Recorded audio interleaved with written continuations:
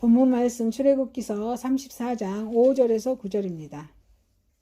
5절입니다. 여호와께서 구름 가운데 강림하사 그와 함께 각이 서서 여호와의 이름을 선포하실세 여호와께서 그의 앞으로 지나시며 선포하시되 여호와라 여호와라 자비롭고 은혜롭고 노하기를 더디하고 인자와 진실이 많은 하나님이라 인자를 천대까지 베풀며 악과 과실과 죄를 용서하리라. 그러나 벌을 면제하지는 아니하고 아버지의 악행을 삼손 3,4대까지 보응하리라. 모세가 급히 땅에 엎드려 경배하며 이르되 주여 내가 주께 은총을 입었거든 오나건대 주는 우리와 동행하옵소서. 이는 목이 뻣뻣한 백성이니이다. 우리의 악과 죄를 사하시고 우리를 주의 기업으로 삼으소서. 아멘. 누가복음 19장 1절에서 10절입니다. 1절입니다. 예수께서 여리고로 들어가 지나가시더라. 삭개오라 이름하는 자가 있으니 세리장이요 또한 부자라. 그가 예수께서 어떠한 사람인가 하여 보고자 하되 키가 작은 사람이 많아 할 수 없어 앞으로 달려가서 보기 위하여 돌 모아가 나무에 올라가니 이는 예수께서 그리로 지나가시게 되밀러라. 예수께서 그곳에 이르사 쳐다보시고 이르시되 삭개오야 속히 내려오라. 내가 오늘 내 집에 유하여야 하겠다 하시니 급히 내려와 즐거워하며 영접하거늘 무사람이 보고 수군거려 이르되 저가 죄인의 집에 유하러 들어갔더라 하더라. 삭개오가 서서 주께 여짜오되 주여 보시옵소서. 내 소유의 절반을 가난한 자들에게 주겠사오며 만일 누구의 것을 속여 빼앗은 일이 있으며 내 갑절이나 갚겠나이다. 예수께서 이르시되 오늘 구원이 이 집에 이르렀으니 이 사람 다 아브라함의 자손이로다. 인자가 온 것은 잃어버진 자를 구원하려 함이니라. 아멘. 데살로니가후서 1장 11절에서 2장 2절입니다. 11절입니다.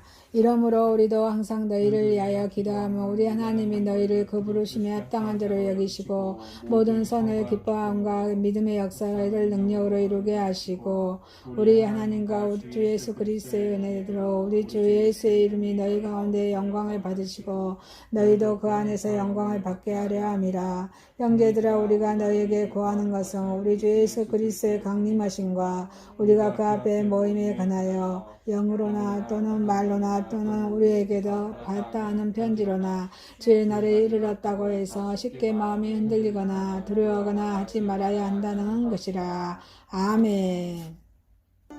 본문 말씀 출애굽기 34장 5절에서 9절, 누가복음 19장 1절에서 10절, 데살로니가후서 1장 11절에서 2장 2절 말씀으로 제목을 구름 가운데 강림하시는 하나님, 구름 가운데 강림하신 하나님이라는 제목으로 은혜를 받고자 하겠습니다. 첫 번째, 구름 가운데 강림하신 하나님입니다. 자, 우리 사람들은 입으로는 표현하지 않지만 보통은 우리 내세가 있을 것이라고 생각합니다. 이 보이지 않는 영적 세계는 두 가지인데요. 하나는 어둠의 세계입니다. 다른 하나는 광명의 세계입니다. 사람은 제 본성이 있기 때문에 어둠을 향하는 경우가 많이 있습니다. 그러나 또 한편 사람은 하나님에 의해 만들어진 피조물이기 때문에 본능적으로 하나님과 가까워지고자 합니다. 그래서 사람은 어둠을 향하는 본성을 갖고 있으면서도 동시에 빛을 향하는 본성도 갖고 있는 것입니다. 하지만 이 두 가지 성품 중에서 육성이 강한 인생은 죄악으로 향하게 있습니다. 하지만 하나님께서는 우리를 포기하지 않으시고 다시금 언약을 세우려 하십니다. 이것은 전적으로 하나님의 무엇일까요? 사랑 때문입니다. 구름 가운데 강림하시는 하나님입니다. 하나님께서 우리 하나님께서는 자비롭고 은혜로우신 분이십니다. 자비란 무엇일까요? 자비는 긍휼을 여기는 마음입니다. 은혜는 죄인들을 향하신 하나님의 사랑을 말합니다. 하나님께서는 우리 죄인들을 긍휼히 여기시고 사랑을 베푸십니다. 그래서 자비롭고 은혜로우신 분이십니다. 우리의 삶은 온통 죄에 둘러싸여 있어서 우리가 하나님의 율법을 지키려 해도 쉽게 그 율법을 깨뜨리고 맙니다. 그래서 그 율법을 지키기 위해서는 자꾸 다시 결심해야 합니다. 이렇게 자꾸 애쓰다 보면 하나님께서는 우리가 우리 자신을 극복할 수 있도록 힘을 주실 줄 믿습니다. 과거에 우리가 걸어온 어두운 길을 되돌아볼 때 하나님께서는 우리를 얼마나 크신 사랑으로 인도해 주셨는지 우리는 잘 알 수 있습니다. 이렇게 우리는 하나님의 은혜를 입고 있으므로 다른 사람에게 우리의 사랑을 베풀 줄로 알아야 된다는 것입니다. 다른 사람의 고통을 함께 나누고 궁핍한 사람에게는 도움을 줄 수 있어야 될 줄 믿습니다. 이것이 끊임없이 죄인을 용서하시는 하나님의 자비하심에 보답하고 나아가서는 그분의 성품을 닮아가는 길입니다. 구름 가운데 강림하신 우리 하나님이십니다. 하나님께서는 또한 또 노하기를 더디하시고 인자와 진실이 풍성하신 분입니다. 하나님의 인내하시는 성품은 인간의 그런 성급하고 감정적인 면과는 아주 대조가 됩니다. 사람들이 끊임없이 죄를 범하고 있으므로 하나님께서는 끊임없이 화를 내셔야 하지만 하나님께서 인내로서 그들의 회개하기를 기다리십니다. 회개하도록 도와주시기까지 하십니다. 만약에 하나님께 인내의 성품이 없다면 우리 사람들은 살아갈 수 없을 것입니다. 인자하다는 말은 자비롭다는 말을 포함하는 말입니다. 그런데 이러한 하나님의 인자하심을 보증해 주는 것이 하나님의 진실입니다. 영원히 변하지 않는 우리 하나님의 약속이 그의 인자하심을 끊이지 않고 계속되게 한다는 것입니다. 이렇게 변하지 않는 하나님의 인자하심, 이것이 바로 하나님의 인자하심의 속성입니다. 구름 가운데 강림하신 우리 하나님이십니다. 하나님께서는 공의로우신 분입니다. 모든 일을 가혹하게 처리하는 우리 사람은 아무에게도 정경과 사랑을 받을 수가 없습니다. 너무 온순한 성격만 가지고 있는 사람도 마찬가지입니다.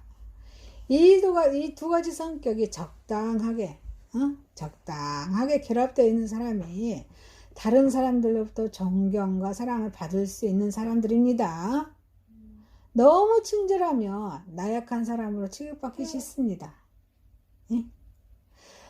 또 너무 엄격하며 지식이 많고 본받을 만한 사람일지라도 다른 사람에게 따뜻한 느낌을 줄 수 있어요? 없습니다. 이렇게 인자함과 엄격함이 어느 한쪽으로 치우치지 않고 조화 있게 잘 결합되어야 온전한 성품이 됩니다.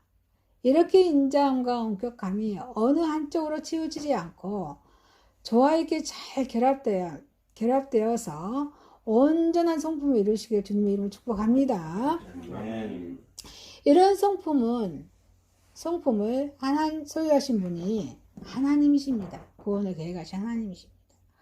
인자하시고 자비로우신 하나님이십니다. 구름 가운데 강림하신 우리 하나님입니다. 하지만 하나님은 죄를 심판하실 때는 어때요? 아주 주mom하신 분이십니다. 하나님은 인자하심으로 우리는 하나님께서 우리를 긍휼히 여기신다는 사실을 확실히 믿을 수 있습니다.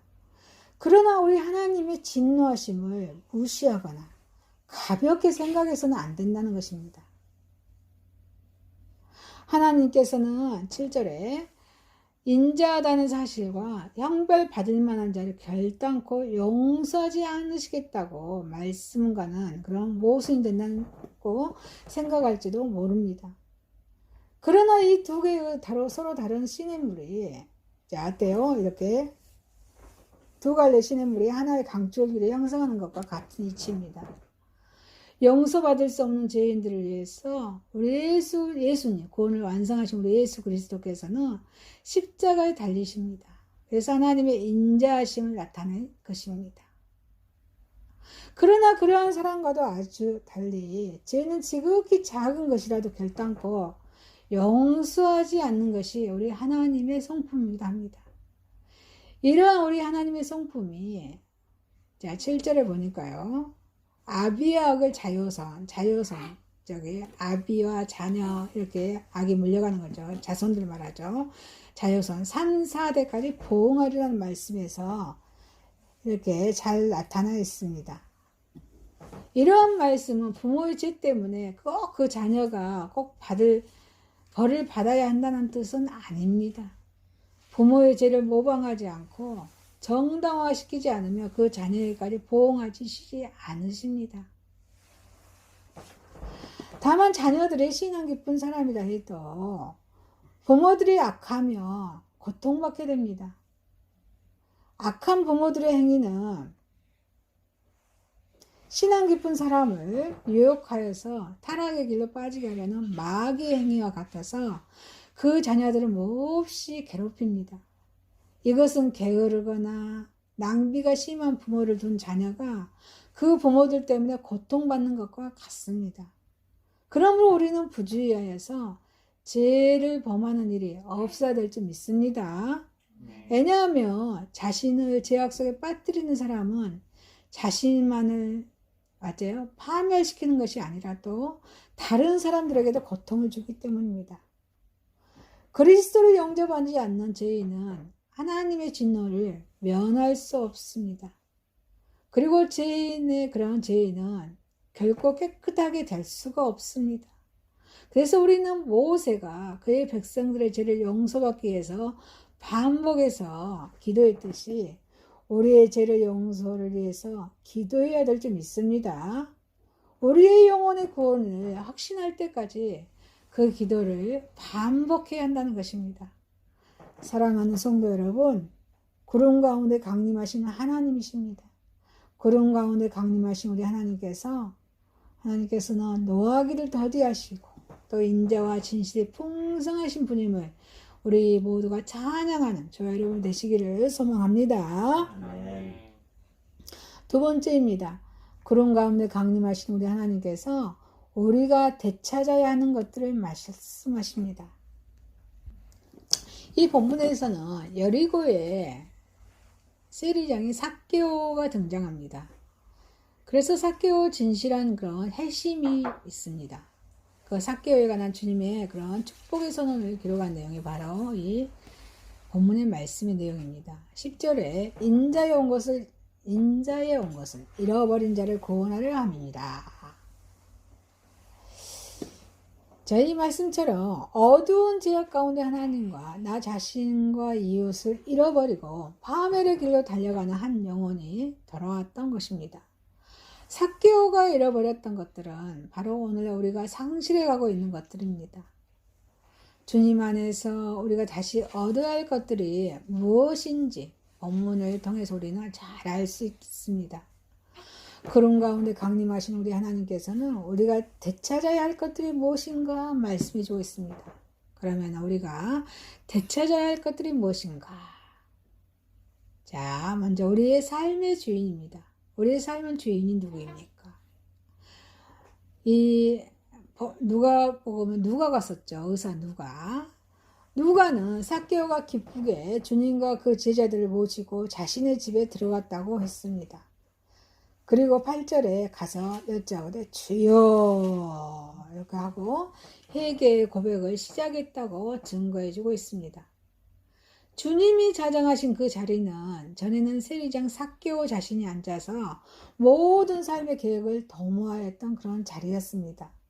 그리고 그의 앞에서 여리고의 세리들이 서서 그의 지시를 받으면서 불의를 받고자 서 있었던 그런 장소였습니다.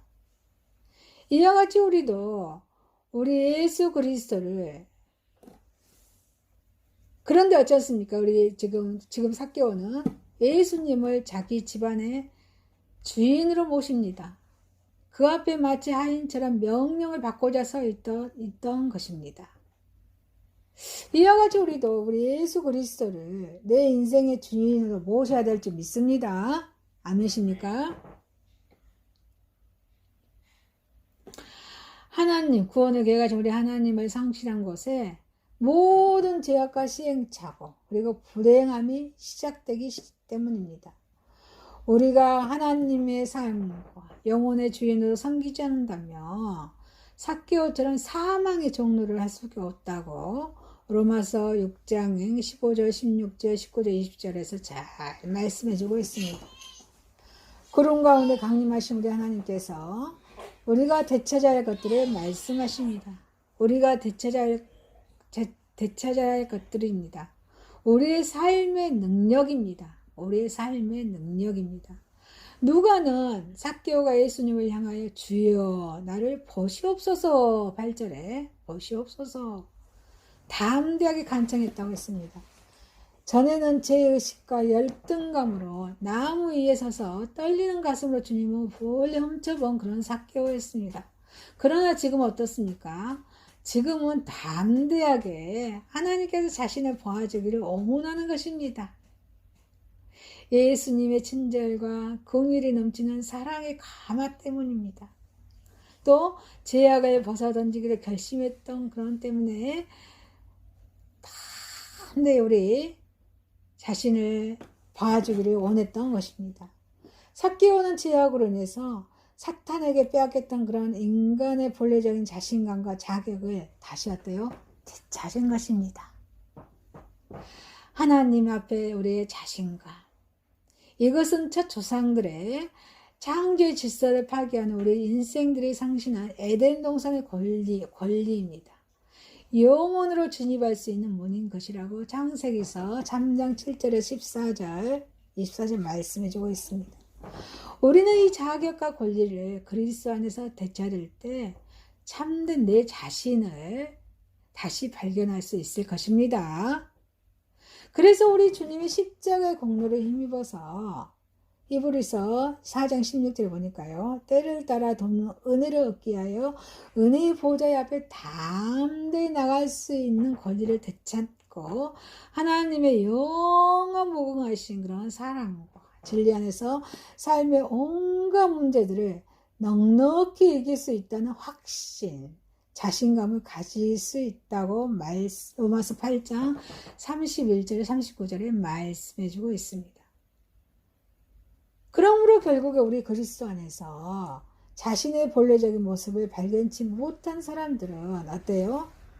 우리의 귀중한 삶과 생명, 능력을 상실한 채 이기와 허무와 그런 허무 속에 거할 수밖에 없다고 요한복음 8장 31절에 35절, 야고보서 4장 13절에서 17절에 말씀해주고 있습니다. 구름 가운데 강림하시는 우리 하나님께서 우리가 되찾아야 하는 것들을 말씀하십니다. 우리가 되찾아야 할 것들이 또 우리의 삶의 사명입니다. 우리의 삶의 사명입니다. 이 삭개오는 자기 재산을 고난받는 그런 이웃들, 또 이웃과 공유할 수 있는 그런 불의한 세무관리 방식으로 피해를 입힌 그런 사람들에게 철저히 보상하겠다고 약속했다고 28절에 말씀해주고 있습니다. 삭개오는 잃어버렸던 하나님과 민족, 이웃에 대한 본래적인 사명을 되찾은 것입니다. 이와 같은 사명심이 없는 자만이 진정으로 회개한 성도라고 할 수 있을 것입니다. 구름 가운데 강림하신 하나님께서는 우리가 되찾아야 하는 것들 또한 말씀하십니다. 하나님께서 찾으시는 것들입니다. 창조의 의미입니다. 주님께서는 삭개오의 그런 진실한 회심을 기뻐하시면서 9절에 어때요? 오늘 구원이 이 집에 이르렀다고 선언하십니다. 주님께서는 이웃들에게 죄인으로 낙인 찍힌 그런 세리장의 가족을 생각하십니다. 누가복음 5장 27절 32절이죠. 그리고 삭개오의 가정은 더 이상 하나님의 나라에서 소외된 이방인이 아님을 여리고성 그런 주님들 앞에서 천명하셨다고 베드로전서 2장 9절에 10절에 말씀해주고 있습니다.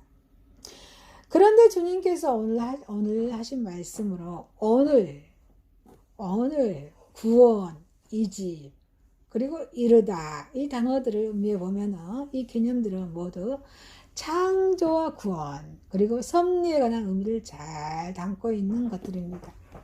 우리 인생들이 삭개오의 가정처럼 모두 회개하고 구원받아서 하나님 나라를 유업으로 얻는 것이 우리 하나님의 창조의 목적이라는 뜻입니다. 고 디모데전서 6장 4절에 6절에 말씀해주고 있습니다.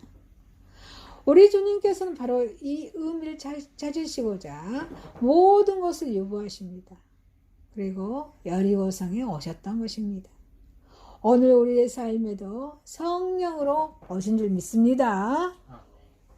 우리는 그 은혜에 순전한 믿음과 끝없는 순종으로 응답해야 될 줄 믿습니다.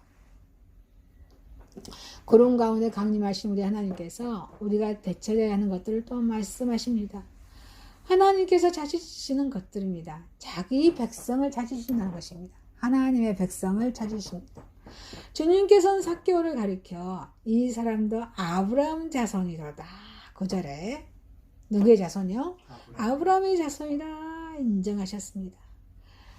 하나님의 말씀이 성경이죠. 1189장 구약과 신약으로 나눠있죠. 하나님의 말씀 성경은 갈라디아서 3장 7절에 믿음으로 말미암은 자들은 아브라함의 아들인 줄 알지니라 라고 말씀하셨습니다. 우리 주님께서는 큰 성 여리고에서 오직 바디메오와 같은 그 삭개오의 영혼만을 되찾으셨습니다. 그러나 온 천하를 얻으신 것보다도 이 한 생명을 얻은 것이 주님은 더 기뻐하셨다고 마태복음 16장 26절 13장 44절 45절 말씀해주고 있습니다. 한 영혼이 중요합니다. 사랑하는 성도 여러분, 구름 가운데 강림하신 우리 하나님께서 우리가 되찾아야 하는 것들을 말씀해주고 있습니다. 우리의 삶의 주인이 누구입니까? 우리의 삶의 능력은, 우리의 삶의 주인은 오직 우리 예수 그리스도께 있음을 고백하며 감사하는 저와 여러분이 되시기를 소망합니다. 아멘. 세 번째입니다. 구름 가운데 강림하신 우리 하나님께서 적 그리스도에 동의하지 말라 하십니다. 적 그리스도에 동의하지 말라 하십니다.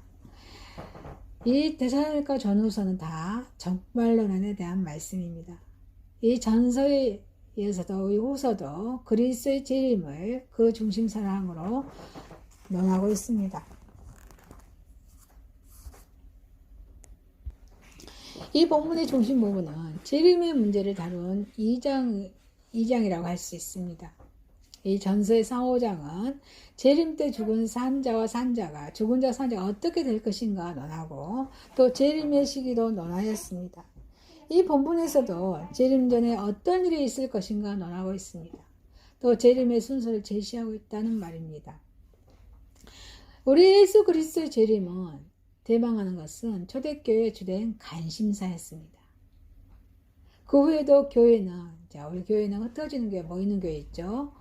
모이는 교회는 주일날 모여서 이렇게 교제하고 예배드리는 것이 하나님께 영광을 여드리는 것입니다. 또 흩어지는 교회는 어때요? 우리가 또 일주일 동안 우리가 세상 속에, 직장 속에 그곳에서 예배를 드리는 마음으로 직장의 성도, 모든 사람 섬기는 것입니다.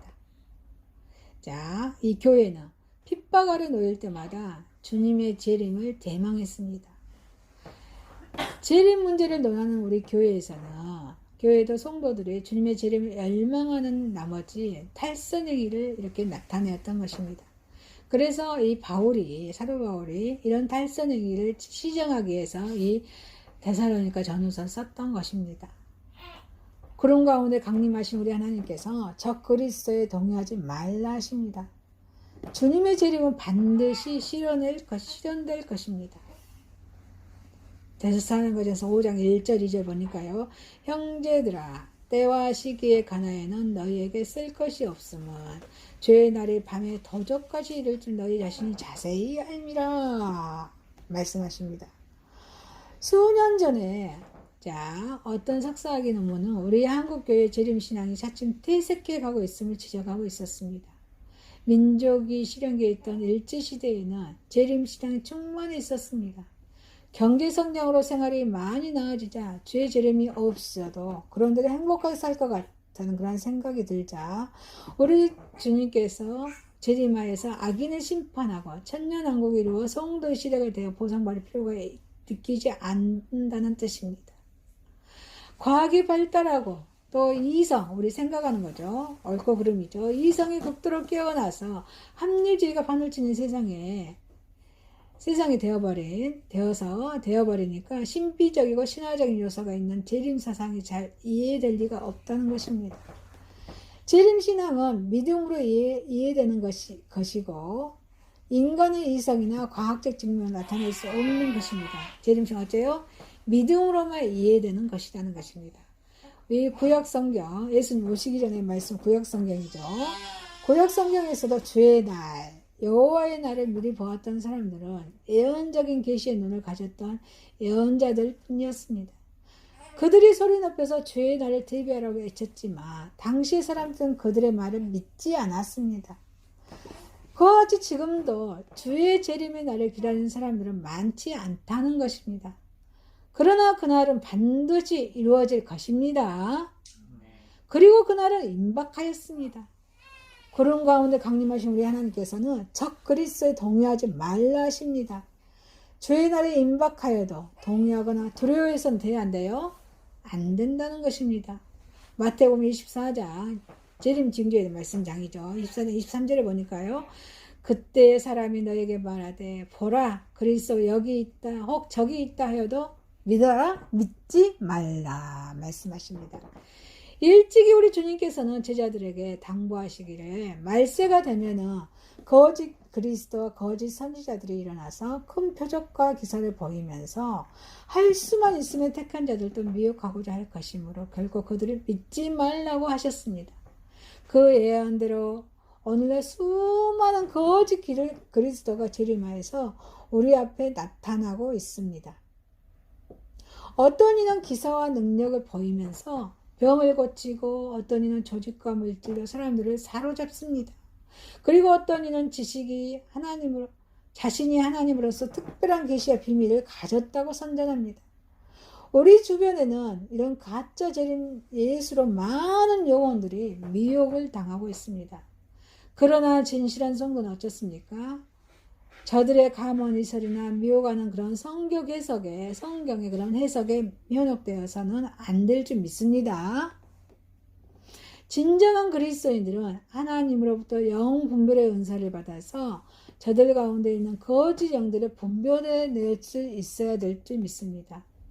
사도 바울은 영으로나 말로나 또 우리에게서 받았다는 편지가 있다 하고 하며 주의 날에 이르렀다고 말씀하겠습니다.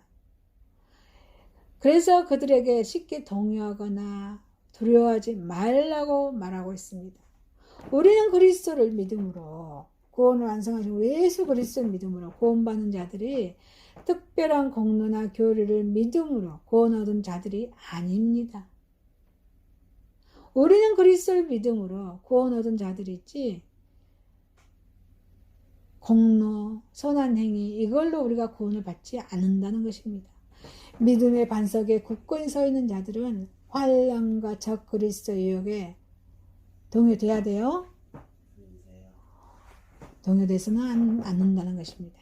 그런 가운데 강림하신 우리 하나님께서는 적 그리스도 동요하지 말라 하십니다. 주의 재림의 날은 성도들에게 기쁨의 날입니다. 자, 스바냐서 1장 15절에 보니까요. 그날은 분노의 날이요 환난과 고통의 날이요 황무와 폐괴의 날이요 캄캄하고 어두운 날이요 구름과 흑암의 날이요 이렇게 말씀하십니다.